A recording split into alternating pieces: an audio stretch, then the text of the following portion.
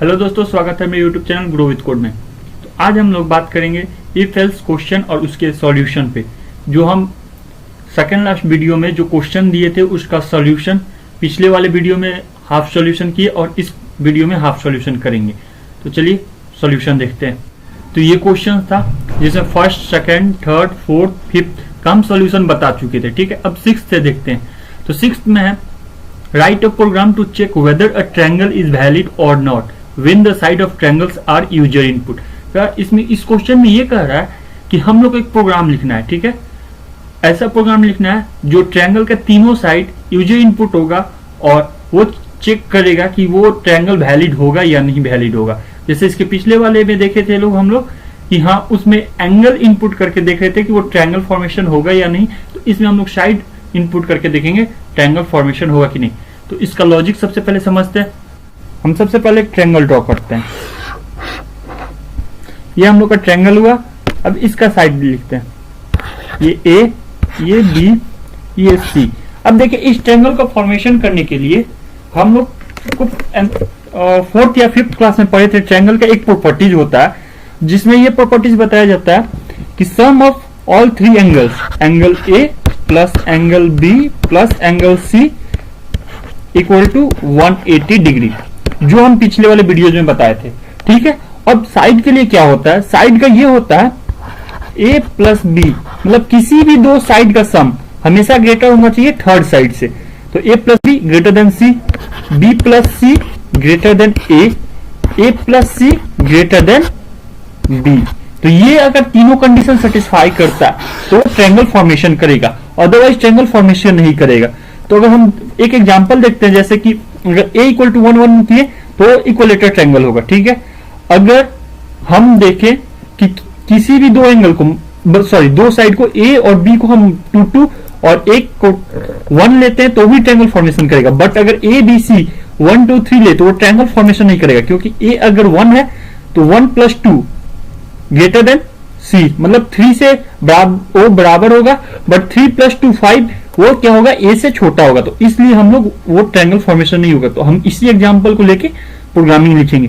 चलिए प्रोग्रामिंग लिखते हैं। तो यहाँ पे हम प्रोग्रामिंग लिखते हैं। सबसे पहले हेडर फाइल इंक्लूड कर लेते हैं और इंट मेन लिख लेते हैं। तो यहाँ पे देखिए हेडर फाइल इंक्लूड कर लिया और इंट मेन लिख लिए। अब यहाँ पे देखिए हम लोग को तीन साइड इनपुट करना है। तो हम लोग को तीनों ट्रायंगल का तीनों साइड जो इनपुट करना है वो इंटीजर में इनपुट करना है। तो हम लोग तीन वेरिएबल्स ले लेते हैं, A B C int data type में। उसके बाद हम लोग यूजर इनपुट ले लेते हैं उस तीनों को।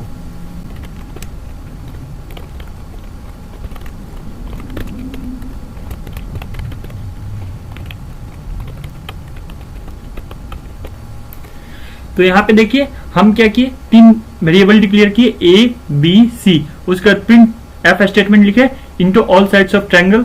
उसके बाद स्कैनफ लिखे %d %d %d ए %b %c।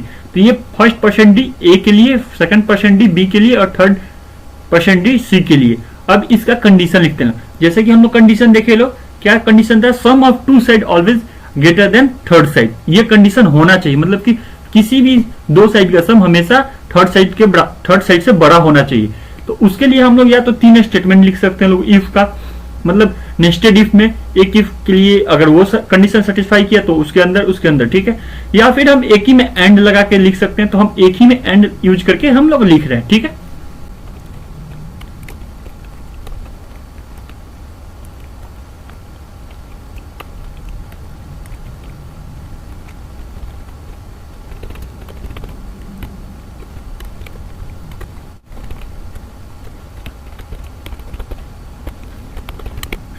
तो यहाँ पे देखिए हम सारा प्रोग्रामिंग लिख दिया। ठीक है, तो यहाँ पे क्या लिखे, if a plus B greater than C and b plus C greater than a and a plus C greater than b। अगर ये तीनों कंडीशन सेटिस्फाई किया, इसमें एंड ऑपरेटर का यूज, जैसे कि एंड में हम लोग क्या जानते हैं लोग, एंड का क्या होता है कि ये ट्रूथ टेबल एंड का हम बनाते हैं। ठीक है, अगर 1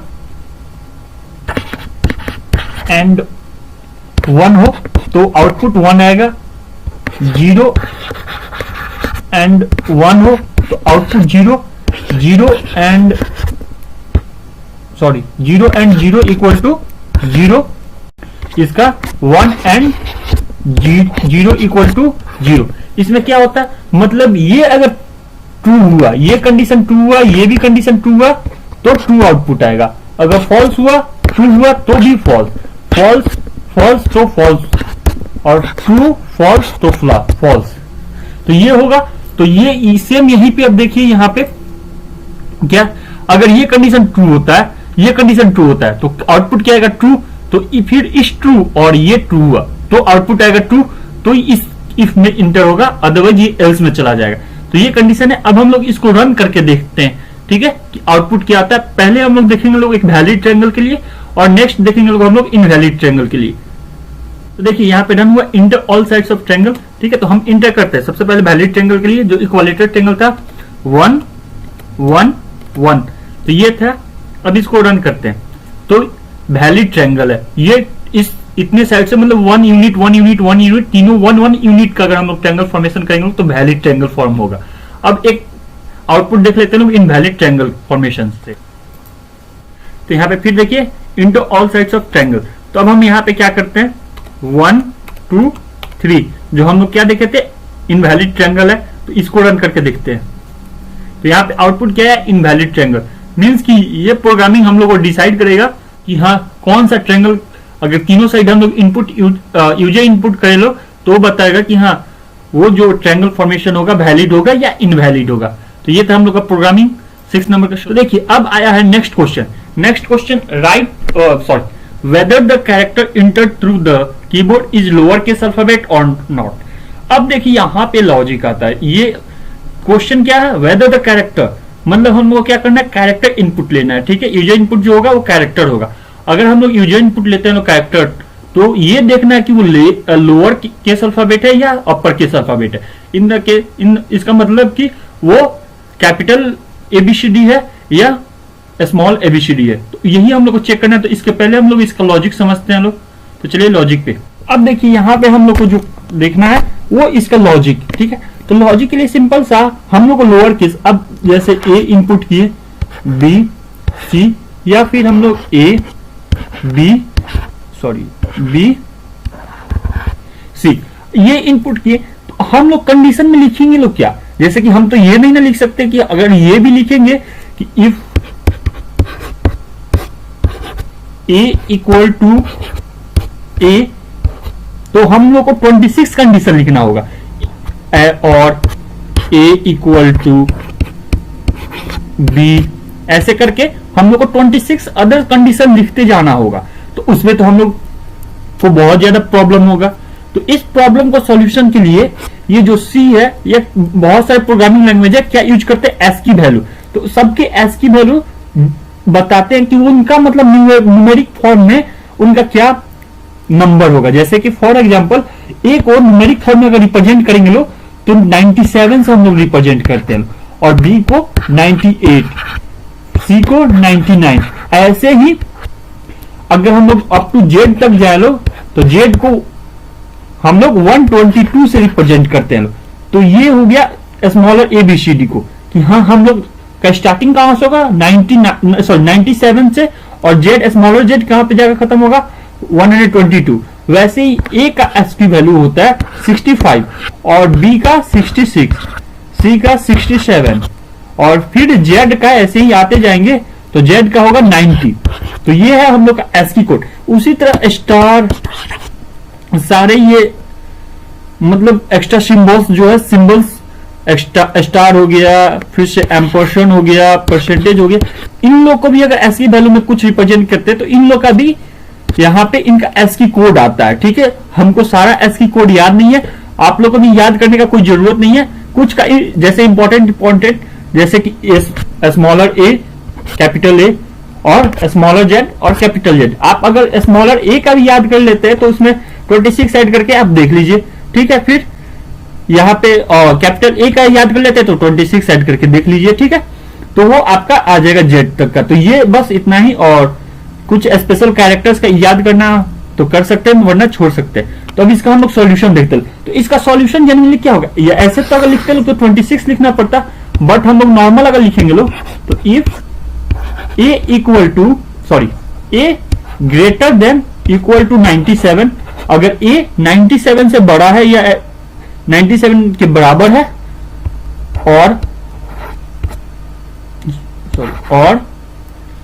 a smaller than equal to 122, तो ये लोअर केस अल्फाबेट होगा। अगर ऐसा नहीं है तो वो क्या होगा, अदर कुछ होगा। ऐसा अदर कुछ इन द सेंस कि कोई सिंबल्स हो सकता है, कैपिटल अल्फाबेट हो सकता है, यही सब होगा। ठीक है, तो ये हम लोग का प्रोग्रामिंग हुआ। तो अब हम लोग इसका सॉल्यूशन प्रोग्रामिंग देखते हैं लोग। तो यहाँ पे हम प्रोग्रामिंग लिखना स्टार्ट करते हैं। तो सबसे पहले हेडर फाइल और इंट मेन लिख लेते हैं। देखिए यहाँ पे हम हेडर फाइल और इंट मेन लिख लिए। अब हम लोग को देखिए क्या यूजर इनपुट में कैरेक्टर लेना है, तो कैरेक्टर डेटा टाइप डिक्लेयर करेंगे। ठीक है, और उसके बाद हम उसको यूजर इनपुट लेके उसके बाद हम आगे फिर प्रोग्रामिंग लिखेंगे। चलिए सबसे पहले हम यूजर इनपुट ले लेते हैं।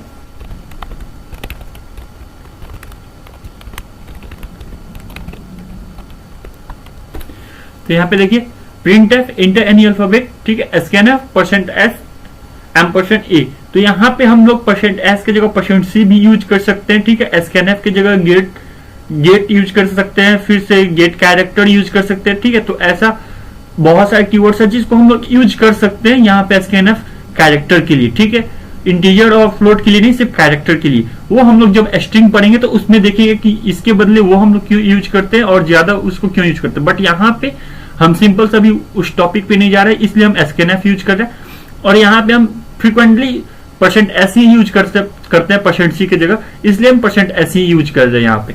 तो चलिए आगे का देखते हैं लॉजिक। आगे का क्या था, हम लोग की कंडीशन लिखना कि हाँ ये कंडीशन सेटिस्फाई करेगा तो वो लोअर केस प्रिंट करेगा, अदरवाइज नॉट लोअर केस। तो कंडीशन पे आते हैं।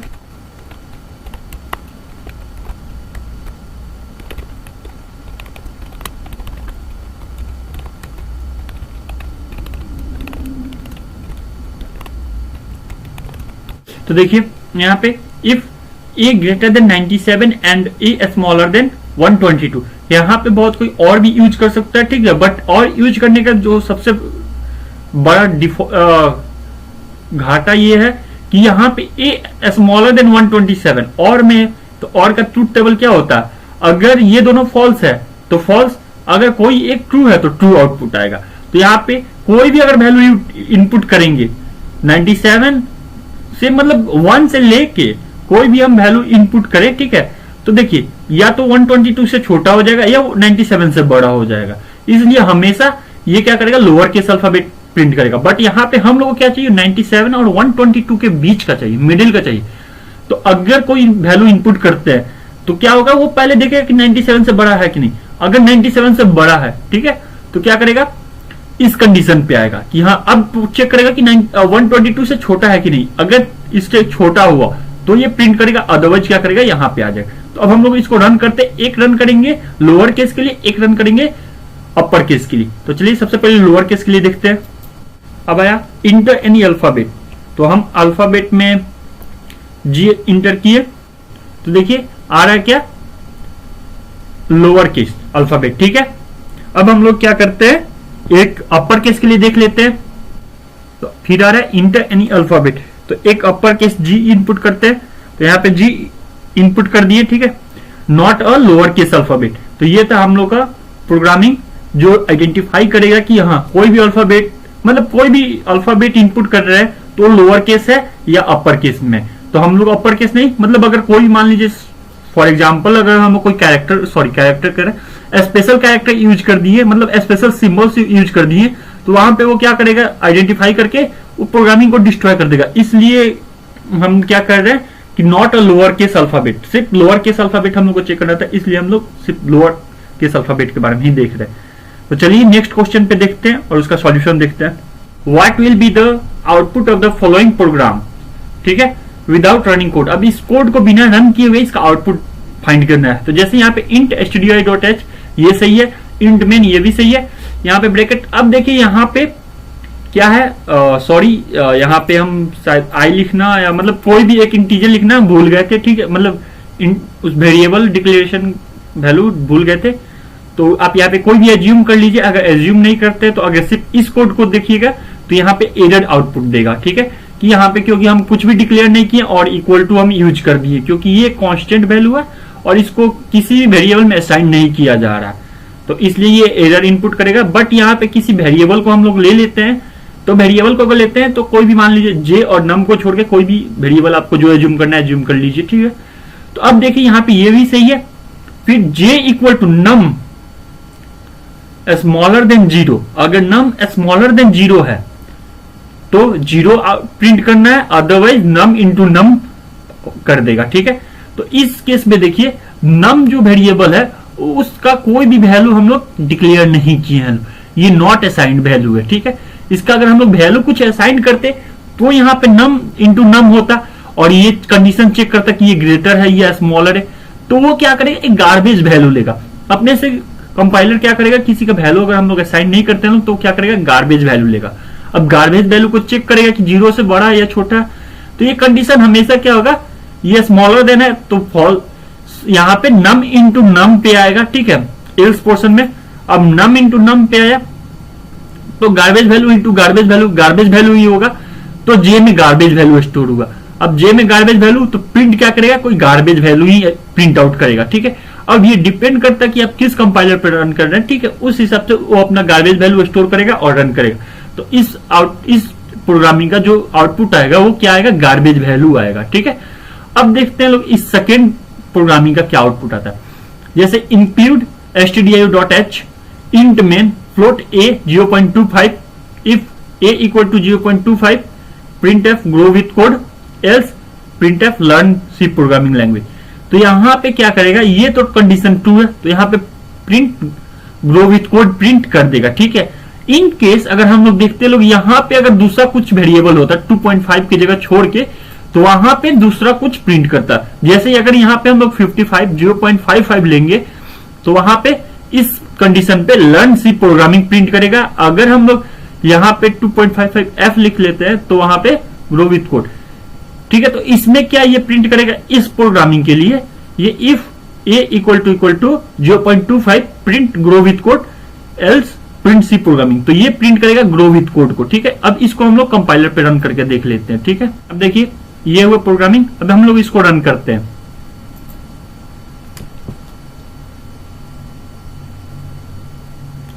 सॉरी, यहाँ पे ये जो हम कॉपी किए तो ये इन्वर्टेड कॉमा उल्टा हो गया। अब देखिए यहाँ पे रेड क्रॉस मार्क आया तो हमको पता चल गया कि यहाँ पे डबल इन्वर्टेड कॉमा गलत है। ठीक है, गलत टाइप से हम डबल इन्वर्टेड कॉमा दिए। वो अगर आपको नहीं पता चलता, जैसे यहाँ पे दे दिया, ठीक है, तो देखिए हम इसको थोड़ा सा अप करते हैं, ये वाला पोर्शन को अप कीजिएगा तो यहाँ पे देखिए error grow undeclared first use in the function. ठीक है, एरर एक्सपेक्टेड बिफोर विथ। ठीक है, ये सारे एरर यहाँ पे शो करने लगे। अब इस एरर को पढ़ के आप पता लगा सकते हैं कि हाँ कहाँ पे एरर है। तो यहाँ पे फर्स्ट क्या दिखाया कि एरर ग्रो के साथ एरर है। ठीक है, जो हम लोग का इसमें ग्रो है उसके साथ, तो यहाँ पे ग्रो लिखे थे तो ग्रो के पहले जो कॉमा दिए थे डबल इन्वर्टेड कॉमा वो गलत था, तो इसलिए हम तो पहले देख लिए कि हाँ यहाँ पे इन्वर्टेड कॉमा गलत है तो हम बता दिए। ठीक है, आप लोग को अगर ना पता चले तो यहाँ पे आप देखें एरर क्या है, एरर को पढ़े, उसके बाद एरर को फिक्स करें। ये डिबगिंग इसको कहते हैं, और डिबगिंग मतलब आपके कोडिंग को बहुत ज्यादा हेल्प करता है, इंप्रूव करता है आपके कोडिंग एबिलिटी को। ठीक है, तो अब इसको हम लोग फिर से रन करते हैं। तो देखिए यहाँ पे क्या आया, ग्रो विथ कोड आया। ठीक है, तो ये था हम लोग का आउटपुट, जो हम पिछले मतलब इसको जब समझा रहे थे तो बताए थे कि हाँ हम लोग का क्या आउटपुट आएगा, ग्रो विथ कोड आएगा। अब देखिए point out error if any. अब ये क्वेश्चन सबसे इंपॉर्टेंट हो जाता है, एरर आपको पॉइंट आउट करना, मतलब अपने से एरर को पॉइंट आउट करना और डिबग करना बिना रन किए हुए। आप रन करेंगे तो आपको तो खुद पता चल जाएगा, वो कंपाइलर आपको रन करके बता देगा कि हाँ यहाँ पे आपका एरर है, बट आप अपने से खुद से रन करके खुद से डिबग कीजिएगा तो वो आपका कोडिंग इंप्रूव करेगा, जैसे हम पहले ही बताए थे इसके पिछले वाले क्वेश्चन में। तो यहाँ पे देखिए इंक्लूड stdio.h ये सही है, इंट मेन सही है, इंट i10 j20 ये भी सही है, if i equal to 5 and if j equal to 10 ये हम कभी नहीं बताए। हम कोई भी इफ कंडीशन बताए हैं तो कैसे बताए हैं कि इफ कंडीशन का अगर एंड में हम लोग लिखता है तो sorry, if a equal to something, a equal to 20 and b equal to 30, sorry equal to, तो ऐसे एंड का यूज होता है, ऐसे नहीं कि if a equal to 20 and फिर if b equal to 30, ऐसे कहीं पे नहीं होता। जब भी यूज होगा तो इफ एक रहेगा, उसके अंदर अब जितना कंडीशन लिखना, जितना स्टेटमेंट लिखना आप लिख सकते हैं। यहाँ पे a 20 एंड 30, यहाँ पे फिर और लगा के c इक्वल टू 40, फिर कुछ आप यूज कीजिए। बट ये जो एक ही इफ यूज होगा, यहाँ पे जैसे दो इफ यूज हुआ वो इफ कभी नहीं यूज होगा। यूज होगा तो हमेशा क्या होगा, एक इफ होगा। तो इसका सॉल्यूशन क्या हो सकता है, जो हम लोग एरर इसको फाइंड किए लोग, ये जो एरर फाइंड किए लोग, तो इसका सॉल्यूशन क्या होगा, हम लोग इसको इफ को हटा देंगे, बस हम लोग का सॉल्यूशन मिल जाएगा। तो ये था फर्स्ट इस क्वेश्चन में प्रॉब्लम, मतलब जो फर्स्ट एरर आया था वो इस क्वेश्चन का यही एरर था। ठीक है, अब हम लोग देखते हैं लोग कि हाँ ये प्रोग्रामिंग में एरर, अगर यही एरर देता है तो सही है, और इसको डिबग करके भी हम लोग देखेंगे लोग। तो यहाँ पे देखिए a equal to 10, j equal to 20, if a equal to 5, same वही। ठीक है, अब हम लोग इसको रन करते हैं। तो देखिए इस लाइन में ये एरर शो कर दिया। अब एरर क्या है उसको पढ़ते हैं लोग। तो error unexpected identifier before if, unexpected identifier before if, इस इफ के पहले अनएक्सपेक्टेड आया लाइन नंबर 5 में। लाइन नंबर 7 एरर स्टे इतना इन प्रोग्रामिंग, ये कुछ अलग सा एरर है जो हम लोग नहीं जानते हैं लोग। ठीक है, बट ये वाला एरर हम लोग को पता है कि अनएक्सपेक्टेड इफ है। तो अब अनएक्सपेक्टेड इफ है तो हम लोग इसको सॉल्यूशन कैसे कर सकते हैं, इस इफ को अगर हम लोग हटा दे लोग, ठीक है, और एक यहां पे और इसको यहां पे, तो ये हो गया। और ये यहां पे equal to double equal to दे देते हैं। तो ये हो गया हम लोग का कोड, सही कोड हो गया। अब हम लोग इसको रन करते हैं लोग। तो देखिए कोई भी एरर नहीं आया, सॉरी यहां पे एरर आया, ये जो हम फिर से वही गलती किए, ये डबल इन्वर्टेड कॉमा बार बार वहां से कॉपी कर रहे हैं, तो ये डबल इन्वर्टेड कॉमा अलग सा इन्वर्टेड कॉमा बन जा रहा है, इसलिए ये एरर कोई नहीं है, ये छोटा मोटा एरर, मतलब ये तो कट कॉपी पेस्ट की वजह से एरर आया है, बट ये एरर नहीं है। जो एरर था वो इस लाइन नंबर 5 में था। तो देखिए यहां पे कोई एरर नहीं शो किया, ये प्रोग्रामिंग अब अच्छा से सेफली रन कर गया। अब देखिए यहां पे रन किया, आउटपुट कुछ नहीं, क्योंकि एल्स पोर्शन हम लोग लिखे नहीं है, एल्स पोर्शन नहीं लिखे हैं तो आउटपुट कुछ नहीं आएगा, क्योंकि i10 दिया है, j20 दिया, यहाँ पे i5 और j10 दिया हुआ, तो इसलिए इस क्वेश्चन में अब कुछ एरर नहीं है। और ये हम लोग का डिबगिंग, मतलब ये डिबगिंग एबिलिटी है जिससे हम लोग डिबग कर पाए कि इस क्वेश्चन में क्या एरर था। अब नेक्स्ट क्वेश्चन देखते हैं लोग। अब इसमें आते हैं लोग, देखिए ठीक है, हैज इंक्लूड stdio.h इंट में, ये तो सही है। Int j equal to 10, k equal to 12, ठीक है। अब देखिए यहां पे k ग्रेटर देन j, ठीक है, k अगर ग्रेटर देन j है तो k equal to j equal to k return 0। यहां पे आपको कहीं कोई एरर नहीं दिख रहा, क्योंकि इस कोड में कोई एरर है ही नहीं। अब हम लोग इसको रन करते हैं, ठीक है, देखिए यहां पे अब हम लोग इसको रन करते, पेस्ट किए, वैसे ही टू कॉपी पेस्ट हुआ, और इसमें कोई प्रिंट स्टेटमेंट नहीं है कि फिर से वो डबल इन्वर्टेड एरर आएगा, तो इसलिए अब आप इसको देख लीजिए। तो देखिए ये भी विदाउट एनी एरर रन किया, क्योंकि इसमें हम लोग कोई एरर दिए ही नहीं, ये एरर फ्री कोड था, ठीक है। तो ये था हम लोग का कोड, और इसमें कोई एरर नहीं है, तो इसमें कोई भी डिबगिंग हम लोग करेंगे नहीं। यहाँ पे देखिए कोई प्रिंट स्टेटमेंट नहीं था, इसलिए कुछ रिटर्न नहीं किया, और एल्स स्टेटमेंट भी नहीं था। तो अब इसको कट करते हैं। अब नेक्स्ट क्वेश्चन पे आते हैं लोग, ठीक है, नेक्स्ट क्वेश्चन देखते हैं लोग। तो इसको देखते हैं, ये लास्ट क्वेश्चन है। Write a program to find what grade a student got in exam, total marks and obtained marks will be the user input, ठीक है। तो यहाँ पे देखिए यूजर इनपुट हम लोग को करना है, टोटल मार्क्स जो होगा और ऑब्टेन्ड मार्क्स भी यूजर इनपुट होगा। तो यहाँ पे हम लोग को ग्रेडिंग सिस्टम करना है। तो देखिए यहाँ पे सबसे पहले अभी तो मतलब 10th और 12th का सेंट्रल बोर्ड और सारे स्टेट बोर्ड का एग्जाम चल रहा है, और आई थिंक कि सेंट्रल सीबीएसई का मई में स्टार्ट होगा, और बिहार बोर्ड का आई थिंक एग्जाम स्टार्ट हो चुका और एंड के अप्रॉक्स होगा, ठीक है। तो वही अब टोटल ग्रेडिंग सिस्टम पे हम लोग को वर्क करना है, ठीक है। तो हम लोग सीबीएसई का ग्रेडिंग सिस्टम ले लेते हैं। जैसे 10th में क्या चलता था, पहले सीजीपीए, तो सीजीपीए सिस्टम था कि यहाँ और 90 प्लस आया, ठीक है, जो उसको 10th सीजीपीए काउंट करते थे। अगर 90 से बिलो आया, ठीक है, तो उसको 8, 7 ऐसे कर करके हम लोग काउंट करते थे, ठीक है। तो हम लोग को ग्रेडिंग सिस्टम में करना है, तो हम ग्रेडिंग सिस्टम एक बनाते हैं, उस ग्रेड सिस्टम के हिसाब से हम लोग अपना ग्रेडिंग करेंगे लोग, ठीक है। अपना ग्रेडिंग सिस्टम बनाते हैं, ठीक है। तो सबसे पहले क्या करते हैं, फेल का देख लेते हैं। तो 40 से अगर स्मॉल है, ठीक है, 40% से कम मार्क्स है तो क्या किया, फेल हो गया, ठीक है। और 90 to 100 के बीच में आया, ठीक है, तो क्या करेगा वो, आउटस्टैंडिंग, ठीक है। फिर 80 to 89 के बीच में आया, सॉरी, तो ई मतलब एक्सीलेंट। फिर 70 to 79 तो ए ग्रेड। फिर 60 to 69 B grade. 50 to 59 C grade. 40 to 49 D grade. तो ये मतलब कॉलेज ग्रेडिंग सिस्टम है, इसी के हिसाब से हम लोग सारे ग्रेड देखेंगे लोग। क्या जो यहाँ पे 90 to 100 है वो ओ ग्रेड में आएगा, तो इस हिसाब से हम लोग ग्रेडिंग सिस्टम करते हैं लोग। तो चलिए अब हम लोग इसका सॉल्यूशन देखते हैं। तो हम क्या करते हैं, यहाँ पे हेडर फाइल और इंट में जल्दी से लिख लेते हैं, ठीक है। अब देखिए हम लोग को ऑप्टेन मार्क्स लेना है, ठीक है। अगर हम लोग यहाँ पे obtain marks integer type data type लेते हैं तो हम लोग को परसेंटेज भी इंटीजर में लेना पड़ेगा, ठीक है। तो अगर हम लोग वो करते हैं तो भी सही है। अगर हम लोग को परसेंटेज फ्लोट में चाहिए, इन द सेंस की क्योंकि किसी का तो परसेंटेज फ्लोट में भी आ सकता है, ऐसा तो नहीं है कि हाँ सिर्फ इंटीजर ही आएगा। तो हम लोग क्या करते हैं, यूजर इनपुट जो डाटा लेंगे उसको भी फ्लोट में ही ले लेंगे, ठीक है। क्योंकि अगर फ्लोट में लेते हैं तो हम लोग को जो रियल परसेंटेज आएगा वो फ्लोट में हम लोग को आउटपुट दिखाएगा, ठीक है।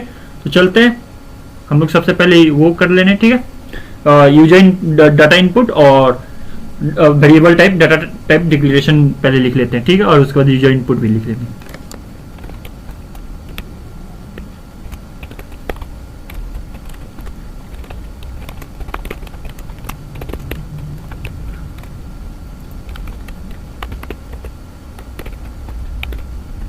अब देखिए यहाँ पे float object obtain marks, full marks और परसेंटेज ले लिए। फिर int obtain marks and full marks. उसके बाद scanf, percent f, float के लिए परसेंट एफ हम लोग यूज करते हैं। उसके बाद ampersand obtain marks and ampersand full marks. अब यहाँ पे हम लोग क्या करते हैं, लोग परसेंटेज निकाल लेते हैं लोग, और उसको उस परसेंट को प्रिंट भी करा लेंगे, कितना परसेंट आया उस हिसाब से ग्रेडिंग भी कर लेंगे लोग।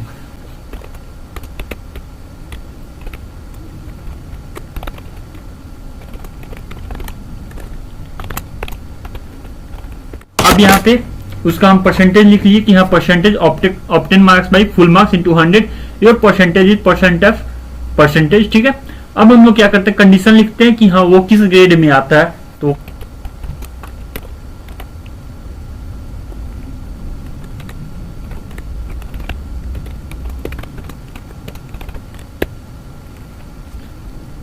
तो देखिए हम यहाँ पे लिख लिए, इफ परसेंटेज ग्रेटर देन और equal to 90 and percent smaller than 100%, तो you obtain grade O grade. फिर 80 के लिए ई ग्रेड, 79 के लिए ए ग्रेड, 69 के लिए बी ग्रेड, 59 के लिए सी ग्रेड, 49 के लिए D grade. Smaller than 40 you are fail. और कुछ बहुत लाख लोग होते हैं जो ऑप्टेन मार्क्स को क्या करेंगे, हाई रखेंगे और फुल मार्क्स को लो रखेंगे। उनके लिए please inter a valid marks, ठीक है। वैसे अच्छे विद्यार्थी कृपया ध्यान दें और अपना मार्क्स को अच्छे से इंटर करें, ठीक है। उनके लिए लास्ट वाला ऑप्शन था इसमें। तो ये अब हम लोग इसको रन करते हैं, ठीक है। तो इंटर ऑप्टेन मार्क्स, तो हम लोग इंटर करते हैं ऑप्टेन मार्क्स 400 और फुल मार्क्स 500, ठीक है। Your percentage is 80%, you obtain E grade. अब देखिए यहाँ पे एक ही लाइन में your percentage is 80 and you obtain E grade. तो अब हम चाहते हैं कि इसको दो लाइन में लाएं, मतलब कि सबसे पहले फर्स्ट लाइन में योर परसेंटेज इज 80 और उसके बाद ऑप्टेन मार्क्स इज ई करके ऐसे दिखाए, तो हम उसके लिए वहां पे हम लोग क्या यूज करेंगे, ठीक है चलिए देखते हैं। तो हर एक प्रिंट एफ की जगह, ठीक है, फ्रंट पे \n, ठीक है। तो ऐसे क्या होगा, न्यू लाइन में जो हम लोग का नेक्स्ट आउटपुट होगा वो न्यू लाइन में आएगा, ठीक है। इसको आगे यूज करना चाहते हैं तो आगे यूज कर सकते हैं, या पीछे यूज करना सकते हैं तो पीछे यूज कर सकते हैं, मतलब कि लाइन के एंडिंग में या लाइन के स्टार्टिंग में, ये डिपेंड करता है कि इसको यूज कहां पे करते हैं, ठीक है। तो जहां मन आपका वहां पे आप यूज कर सकते हैं इसे, ठीक है। अब रन करते हैं, अब दूसरे परसेंटेज के लिए चेक करेंगे। आगे inter obtain marks and full marks, तो ऑब्टेन मार्क्स हम 389, फुल मार्क्स 500, ठीक है। तो your percentage is 77.8003 and you obtain grade A, जो हम लोग का आया था ग्रेड ए, ठीक है। अब ये हुआ मेरा वीडियो पूरा, मतलब सारे क्वेश्चन का सॉल्यूशन यहाँ पे खत्म होता है, ठीक है। अब आगे नेक्स्ट टॉपिक हम लोग स्विच केस पढ़ेंगे, उसके बाद फिर आगे उस पे कुछ प्रोग्रामिंग करेंगे और उसका क्वेश्चन आंसर सॉल्यूशन करेंगे, और फिर ऐसे हम लोग का टॉपिक इंक्रीज करते जाएगा, और लास्ट में हम सबके क्या करेंगे, एक नोट्स बना के आपको दे देंगे, ठीक है। Thank you. अगर मेरा वीडियो अच्छा लगा हो तो लाइक शेयर एंड सब्सक्राइब जरूर करें। Thank you.